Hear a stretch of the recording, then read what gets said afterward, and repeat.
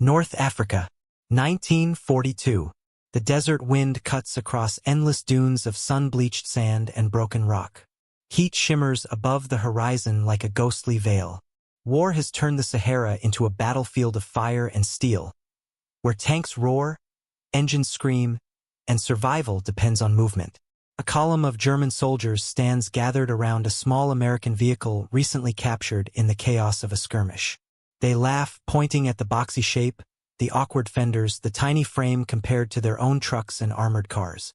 To them, it looks more like a toy than a weapon of war. They joke that it must belong to a general's golf course. A machine far too fragile for a real fight. A curiosity from a country that still believes wars are won with factories rather than soldiers. But as the Germans mock the strange little car, dust clouds rise on the horizon. More of them, dozens, racing effortlessly across terrain their own supply trucks can barely crawl through. They carry fuel, ammunition, wounded men, commanders, radios, life itself in a war where mobility decides who lives and who dies. The laughter fades, because the Allies have discovered something powerful, a machine built not to intimidate, but to outmaneuver. And soon, that tiny vehicle will expose the fatal weakness in the German war machine. In the years before the Jeep appeared on any battlefield, the United States still believed its primary wars would be fought across oceans, with the Navy guarding American shores and the Army remaining small, slow, and cautious. But the world was changing, and fast. Armies no longer moved like they did in the trenches of World War I. Engines now replaced boots. Radios replaced runners. Speed replaced tradition. By 1939, Europe had collapsed into chaos once again. Germany's new art of war, blitzkrieg, rewrote the rules. Fast-moving armored divisions punched through defenses while motorized infantry surged behind them. Countries fell in weeks instead of years. Britain, France, Poland all learned the same lesson. A modern army survives only if it can move. The U.S. Army watched closely, and they saw a gap. Their infantry still depended on motorcycles for message delivery and light transport. Machines that tipped over in mud, failed in snow, and carried too little to matter in a real fight. Horses remained in some units, a reminder of a past already defeated by technology. Commanders needed something new, a lightweight reconnaissance vehicle that could carry soldiers anywhere a battle demanded. The requirements arrived in July 1940. A miracle, they said, needed to be built in 49 days. Weight, under 1,300 pounds. Four-wheel drive, seating 3 soldiers, capable of towing a small cannon. Rugged suspension for off-road survival. Most car makers refused, too ambitious, too rushed. But a tiny company in Pennsylvania stepped forward. Bantam Car Company. They were struggling, nearly bankrupt, but bold. Lead engineer Carl Probst worked day and night, drafting blueprints in a single week. Factories scrambled. Supplies were scavenged. Engines sourced wherever they could be found. And in a breathless sprint of invention, the first prototype rolled out. The Bantam reconnaissance car. Boxy. Simple. Purpose-built. A tool for war. Army officers pushed it hard across punishing courses, hills, rocks, mud pits. It leapt through obstacles motorcycles failed to cross. It turned sharply, climbed relentlessly, and carried weapons and radio equipment with ease. Suddenly, the vision was real. But while Bantam had the idea, they lacked the production might to supply an entire army. The U.S. government, fearing delay, handed the design to Willys Overland and Ford Motor Company. Engineers refined the prototype. More power, stronger durability, simplified maintenance, standardized parts for mass production. Willys added the now legendary Go Devil engine, reliable, tough, and surprisingly fast. Ford introduced exacting standards to ensure every part could be swapped between factories. The final design earned a new designation, Willys MB and Ford GPW. But the soldiers gave it a name that would echo across history, the Jeep. By the time America entered the war in December 1941, the Jeep was already leaving docks in long rows, destined for deserts, jungles, mountains, and ruined city streets. Generals loved it. Infantry depended on it. Mechanics trusted it. Compared to German and Japanese transport systems, the Allies suddenly possessed a tactical advantage that didn't roar like a tank or fly like a bomber. It moved quietly everywhere. While German supply relied on horses for nearly 80% of transportation in the early war, the United States was preparing to outproduce, outsupply, and outmaneuver them with a machine that weighed barely a ton. The Jeep was more than a vehicle. It was mobility in a war defined by motion. And soon, the landscapes of North Africa would become the ultimate test of its ability to change the outcome of battles, not through firepower, but through reach. This new reach demanded a battlefield where distance itself was the enemy. The Desert War had exposed a brutal truth. Whoever controlled mobility controlled survival. In North Africa, where every road was a target and every detour was a gamble, vehicles were not just machines, they were lifelines. Germany entered the theater with confidence. General Erwin Rommel's Afrika Korps relied on a combination of trucks, armored cars, and pioneers of German engineering like the Volkswagen Kübelwagen. It was light, efficient, and cheaper to build than larger transport vehicles. On well-packed roads, the Kübelwagen performed admirably, gliding over sand better than many expected. But war doesn't wait for roads.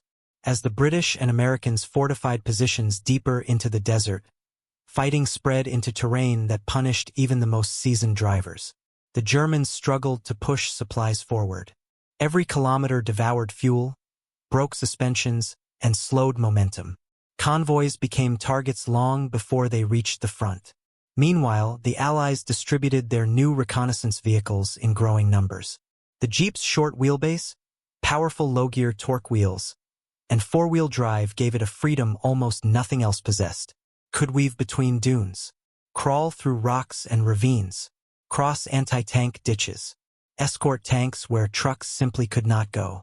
Soon, British units, especially the Long-Range Desert Group LRDG, discovered the Jeep was more than recon.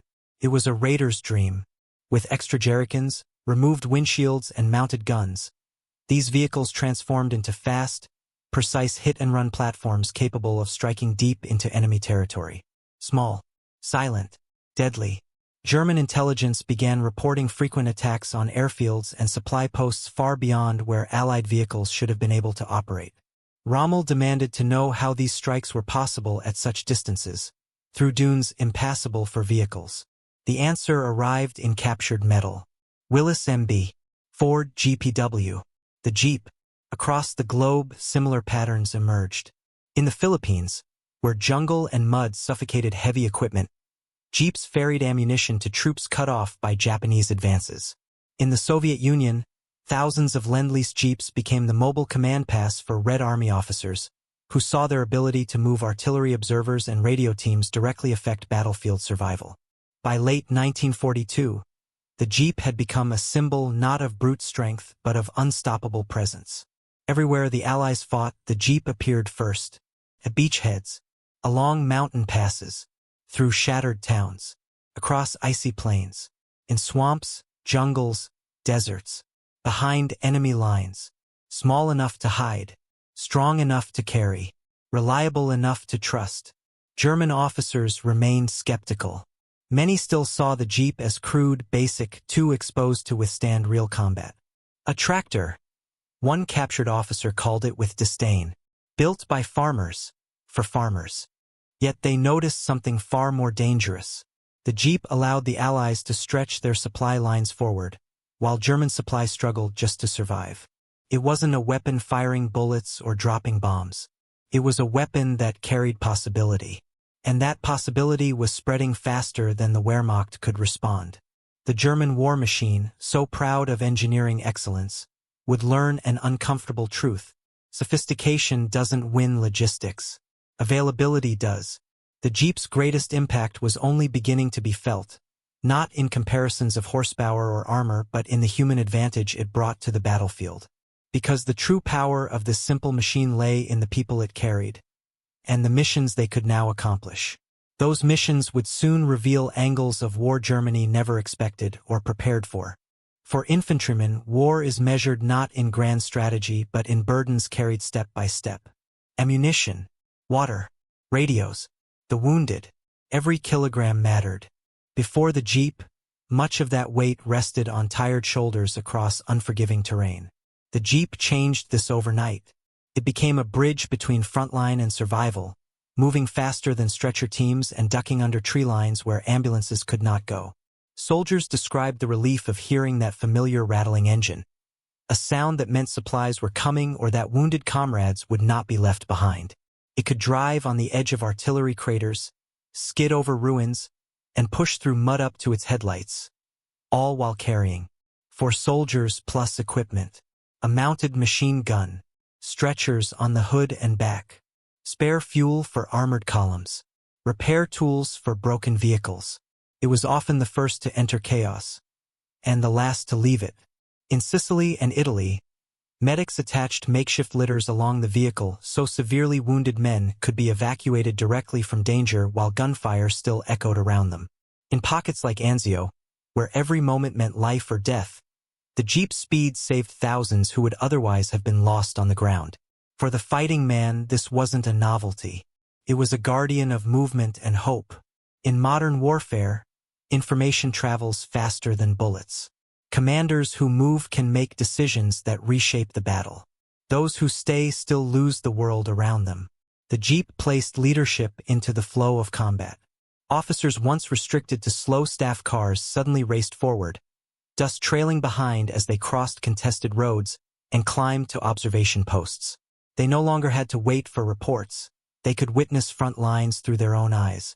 Radio Jeeps carried new portable sets, extending communication webs across previously unreachable landscapes, mapping routes for tank battalions, redirecting artillery fire in real time, relaying air support requests, coordinating infantry advances through towns and forests. The Germans noticed, American units reacted faster. Their momentum increased. Their orders reached every fighting position with precision. The Jeep had erased delays that once defined the pace of war. And because it could maneuver close to danger with quiet confidence, the Allies gained a priceless advantage: situational awareness. A small engine but a massive impact, turning static plans into living, evolving action. The Jeep was created for one mission above all else: recon. To scout paths unknown. To find the enemy before the enemy found them. Recon units drove at night, under blackout conditions, guided only by stars and instinct. They crossed minefields, riverbeds, and valleys where silence itself could save or doom them. The vehicle's design helped. Narrow profile for concealment. Quick acceleration to escape ambushes. Heavy fabric top easily removed for observation. Windshield dropped flat to reduce visibility. Spotting a Jeep in the wild meant danger. Information was being gathered, flank routes discovered, artillery coordinates recorded. German units grew increasingly frustrated. Their own reconnaissance vehicles often needed defined paths or wider roads. The Jeep ignored such limitations. In Tunisia, recon Jeeps followed tank columns one moment and disappeared into rocky passes the next, drawing German forces into traps orchestrated miles away. Across France after D-Day, they sped through hedgerows and broken farms, marking routes for armor pushing inland while avoiding panzer ambush points. The value of intelligence gained by these small crews, and delivered swiftly, meant battles shifted direction before Germans realized they had begun. One packet of information carried by a Jeep could change entire offensives. 3 angles. One truth. This tiny machine multiplied the effectiveness of every soldier it supported. But the Jeep's full contribution wasn't limited to infantry, command, or recon. It also struck directly at the heart of German strength, by exploiting the enemy's greatest weakness: mobility, supply, reach. And the next chapter shows how the Jeep's versatility would expand into forms of warfare Germany never anticipated. In the deserts of North Africa, the Jeep evolved from scout vehicle to silent hunter. British Special Air Service, SAS, teams stripped theirs down. No roofs, no windshields, no unnecessary weight. Ammunition boxes filled every crevice. Twin Vickers K machine guns glinted in the moonlight. These Jeeps carried war deep into the night. Small teams drove hundreds of miles behind enemy lines, guided by compass, stars, and nerve. They raided remote German and Italian airfields. Fuel depots erupting into fireballs, aircraft shredded before they ever took flight. The Kübelwagen was never designed for these distances. German patrols couldn't match the raiders' pace.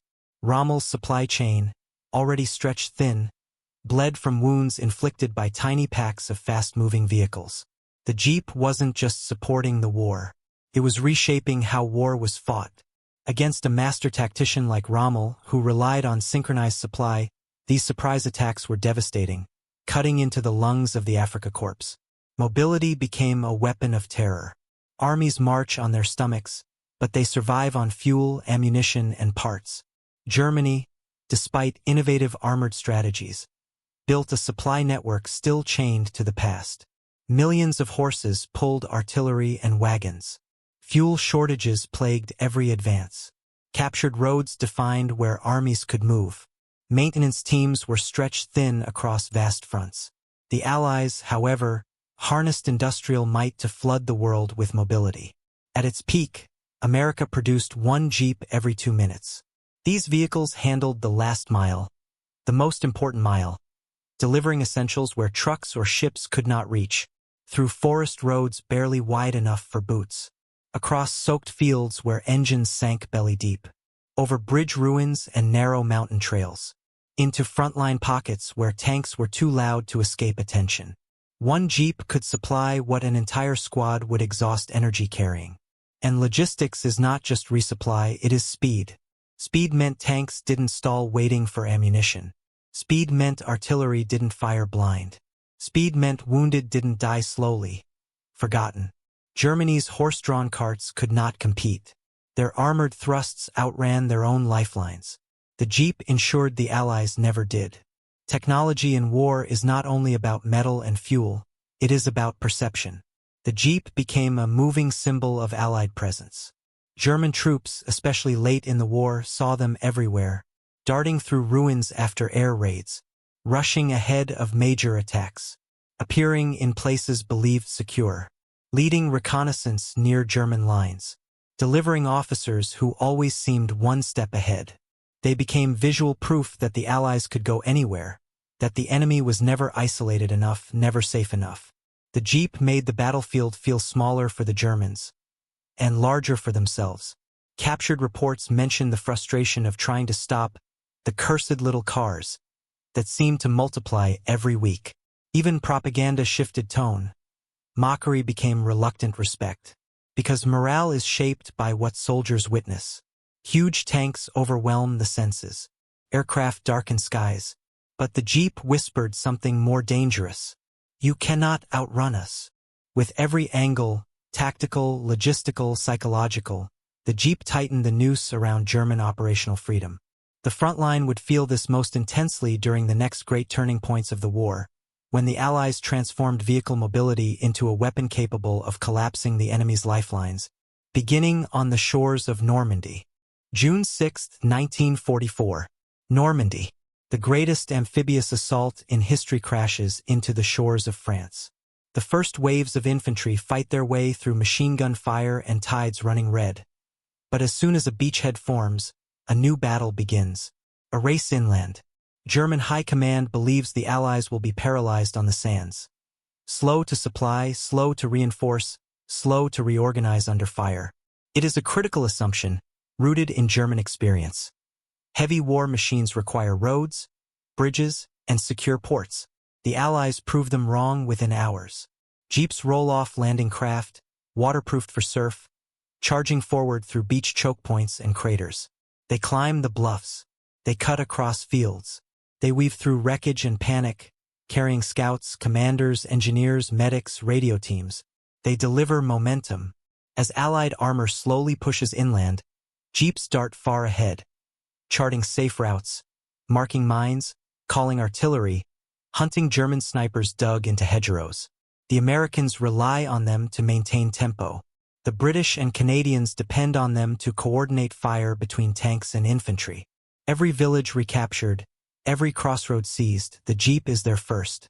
And when paratroopers of the 82nd and 101st Airborne Divisions drop behind enemy lines, separated and surrounded, It is the Jeep, delivered in gliders, that transforms scattered units into mobile threats. Light reconnaissance teams strike bridges, ambush supply columns, and disrupt German counterattacks. Across the chaotic Normandy maze, German units confront a flood of movement, too fast to pin down, too small to target with armor, too useful to ignore. Their logistical nerve centers tremble. Their local commanders struggle to respond. Their tactical picture falls apart. Because when orders arrive too late, they may as well not arrive at all. By late summer, a new crisis emerges. German forces retreat eastward through France, but they can't escape fast enough. Those who fall behind are cut off by mobile units pushing deep into the countryside. The Allies do not wait for roads to clear or bridges to be rebuilt. Jeeps ford streams, zigzag through orchards, race down farm lanes the Germans never even mapped. The Wehrmacht, master of early war blitzkrieg, now finds itself hunted by a faster enemy. One captured major, interviewed after the war, admitted the unsettling reality. We lost track of where the Americans were. They moved too quickly, too freely. German supply lines fray. Fuel dumps vanish in flames. Communications collapse. The Allies have achieved operational encirclement by mobility, a concept impossible without a vehicle like the Jeep. Then comes the breakout. Operation Cobra, July 1944. As bombers tear open the German defensive line near St. Lo, American ground forces are unleashed. Armored spearheads roar forward, but Jeeps provide the nervous system that keeps the charge alive. They run messages when radios fail. They ferry fuel directly to hungry tanks.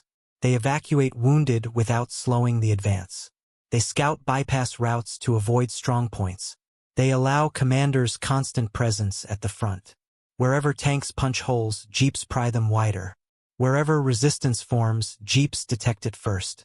Supplies arrive as if the entire Allied army has wheels, because, essentially, it does. In a few short days, French roads once controlled by the Germans become rivers of Allied traffic. And at the headwaters of this flood are thousands of small, determined machines that refuse to be stopped. The German High Command faces a painful realization. Industrial power has become military velocity. Velocity has become strategy. Strategy has become victory. Rommel had once warned Berlin that fuel shortages and overextended supply would doom them in France. That warning now echoes across burning fields and abandoned armor. The Allied advance surges toward Belgium, toward the German border, toward the end. But the collapse of the German supply system and the weaponization of Allied mobility is not complete yet.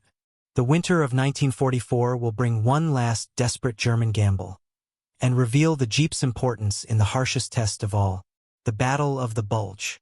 A forest frozen, a front line broken, and a tiny vehicle racing through snow and fire to hold the world together at its most fragile moment. December 16, 1944. Ardennes Forest. The Germans strike with everything they have left. A massive surprise offensive through snow-covered woods and quiet American lines. The objective: split the Allies in two, seize the port of Antwerp, and force a negotiated peace. Panzer divisions smash forward under a freezing sky. American units are scattered, communications broken. The front buckles into a jagged crescent, the bulge. Roads are few, narrow, and quickly overwhelmed by chaos. If the Germans can control them, their armor can roll toward victory. If the Allies can keep them open, the counterattack lives. Into this white hell surge thousands of Jeeps. Not armored, not warm, not designed for winter war, but necessary. Near Bastogne, 101st Airborne troops dig into icy soil. Surrounded, low on ammunition, shivering beneath artillery that never stops. Paratroopers and medics rely on supply drops from the air, but weather turns the skies into a sealed coffin. Only the ground can save them. Jeeps tear across frozen paths, headlights blacked out, tires chaining ice. Engines roar in frustration against snowdrifts, but they keep climbing, carrying medical teams to the wounded, ammunition to foxholes, radio officers to keep command alive. Wounded men back toward the thin hope of treatment. Some are destroyed en route, artillery fire ripping tracks behind them, but more rush in. Because without movement, Bastogne becomes a grave. German intelligence intercepts frantic radio messages. Where are our supply units? What happened to our transport? The truth is brutal. Even here, in their last major offensive, Germany cannot fuel its own speed. Panzer tanks advance, then stall. Fuel dumps are bombed or abandoned. Horse-drawn wagons arrive too late to matter. Trucks sink into snow and freeze. Meanwhile, every hour, more jeeps find ways into the fight. A supply network of small, nimble vehicles is harder to choke, harder to track, harder to kill. When General Patton's Third Army executes its legendary pivot north, racing to relieve Bastogne, jeeps once again lead the charge. Racing along the spearhead route, marking turnoffs, scouting the frozen countryside ahead of tanks.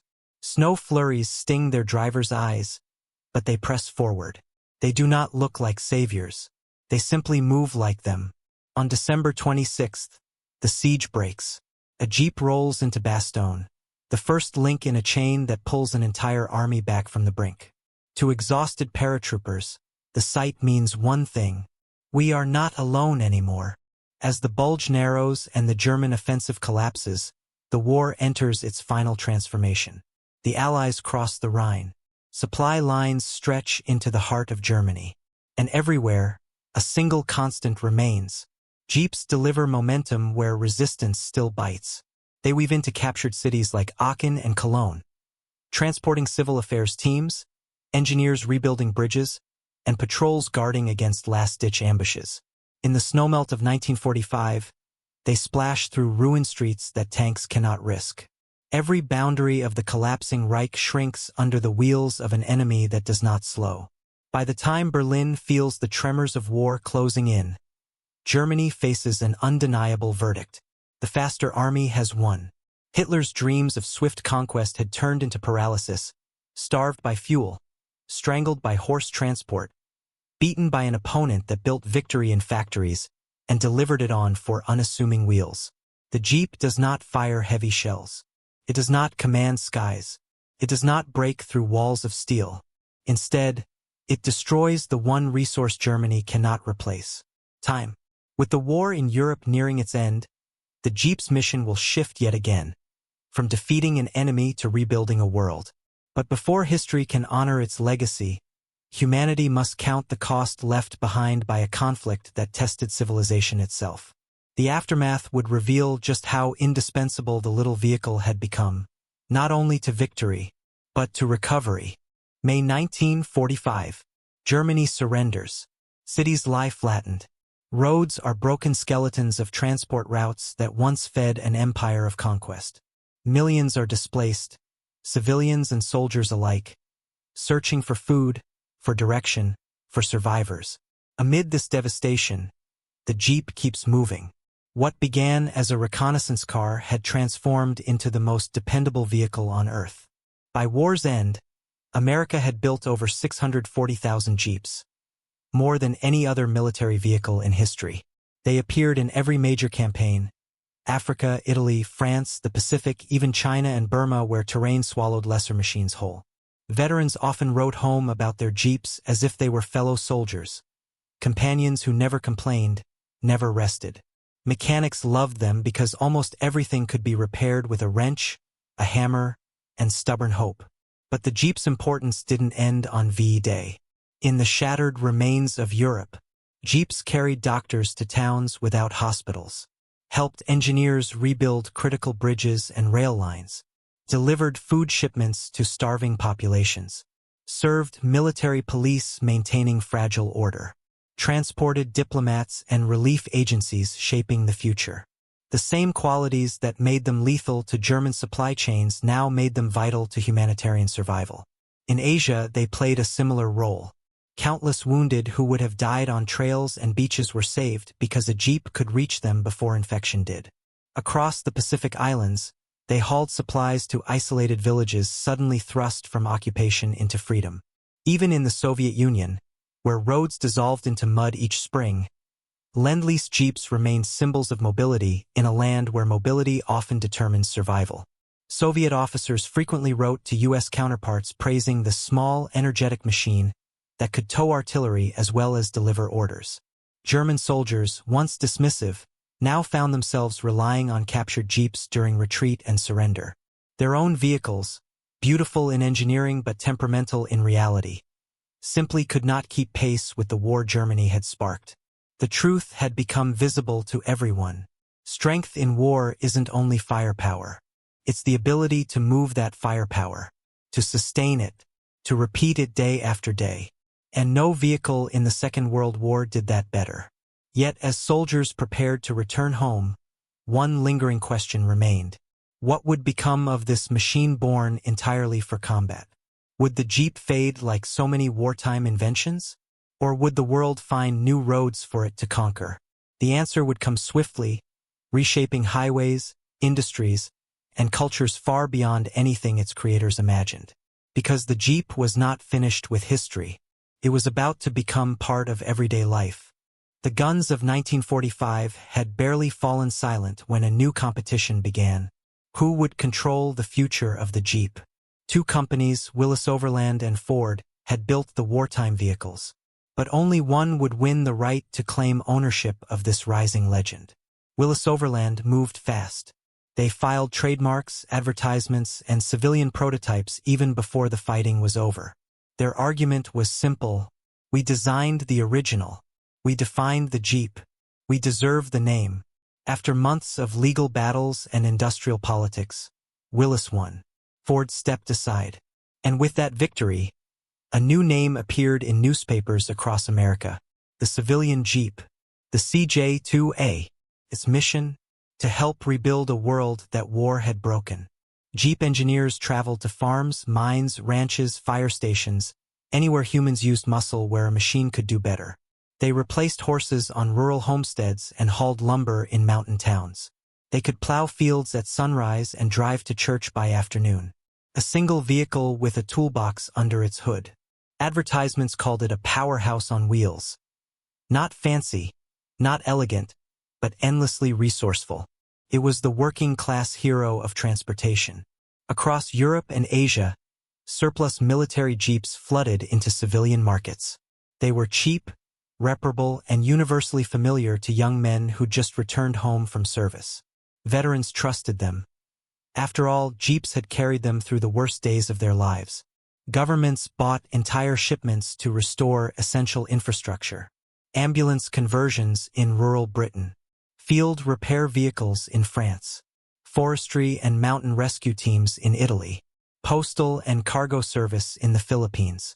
Border and coast patrols in newly independent nations. Where there was no road, the Jeep made one. And then came a new chapter, one shaped by freedom, not necessity. Families began exploring the wild for pleasure, not survival. Mountains became weekend trips.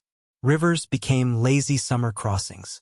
Fishing, hiking, camping, leisure activities once reserved for a wealthy few were suddenly within reach of ordinary people. The Jeep didn't just rebuild the world. It opened it up. In America's expanding national parks, Jeeps appeared in movies, magazines, and travel posters. They became symbols of adventure, the call of the unknown. The idea that you didn't need a war to experience excitement. Hollywood took notice. So did teenagers. So did car lovers who cared more about possibility than polish. By the 1960s, off-roading culture was born, and Jeep was at its heart. Meanwhile, the world kept changing.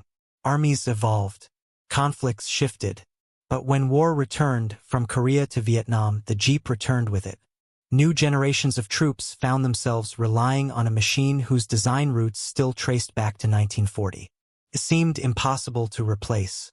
Even today, 8 decades after its birth, the Jeep remains one of the most recognizable silhouettes on the planet. A shape that means resilience, independence, motion. A symbol created for war that ultimately taught the world how to live. As the decades rolled forward, engineering advanced. Military planners experimented with replacements, armored personnel carriers, specialized reconnaissance vehicles, ever bigger engines and heavier armor. But a simple truth kept sabotaging every attempt. Nothing matched the versatility of the Jeep. It was not a weapon, yet it saved more lives than many weapons ever did. It was not armored, yet it survived places tanks could not go. It did not terrify the enemy, yet it reshaped the battlefield around mobility and surprise. By the 1980s, one successor finally emerged, the Humvee. Bigger, more aggressive, designed for a different kind of war. The classic Jeep stepped back from frontline combat. But it never left the story, because by then, the Jeep was no longer just a vehicle. It was an idea built into nations rebuilding themselves, into industries thriving again, into families discovering new horizons, into veterans who still recognized that familiar rumble of the engine, a sound that once meant hope was arriving fast.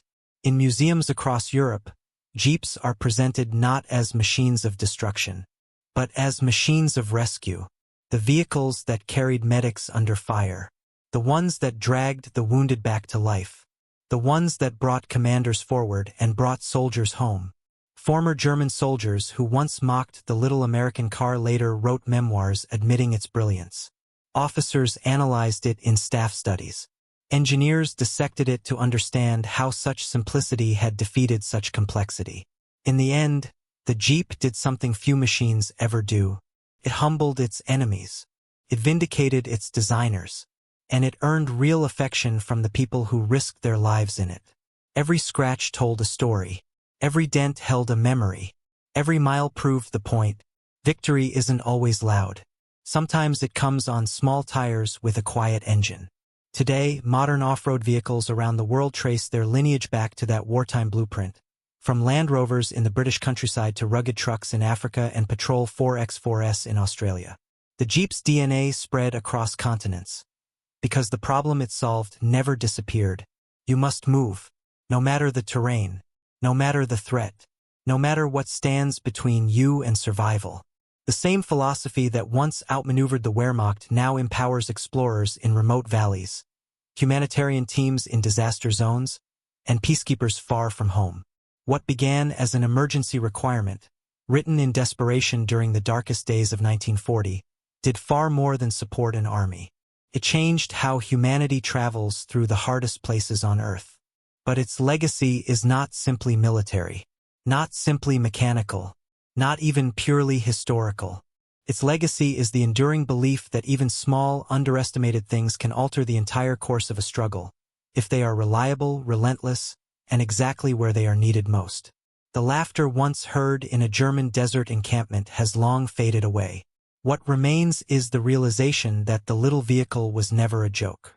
It was a revolution on wheels, a revolution that began in war, and continues wherever someone refuses to stay still.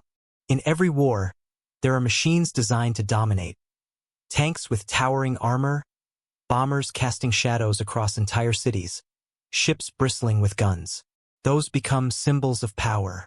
They tell the story of destruction. But sometimes the real legacy of a conflict is found in a machine that wasn't built to terrify, but to endure. The Jeep asked for no glory, carried no heavy armor. It held no grand title. Simply worked everywhere for everyone. It wasn't a weapon, yet it helped win a war. It wasn't a giant, yet it outmaneuvered empires. It wasn't beautiful, yet it was loved. The strength was humility. This brilliance was simplicity. This victory was movement. Across deserts and forests, around mountains and through shattered towns, the Jeep turned the battlefield into a place the Allies could always reach. Wherever soldiers needed water, ammunition, rescue, the Jeep went first. History remembers great strategies, famous generals, decisive battles. But those moments would have collapsed without the unseen support that kept them alive.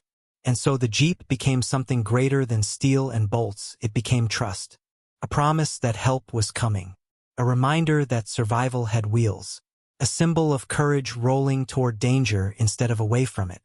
Long after the sand settled and the smoke cleared, that symbol continued forward, exploring new worlds, rebuilding old ones, and proving again and again that innovation is not always loud.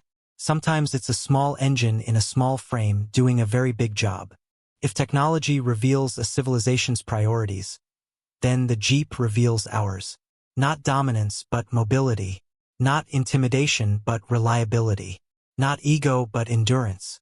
Born in crisis, perfected in necessity, remembered in freedom, a vehicle once laughed at by its enemies, became the machine that outran them and outlived them,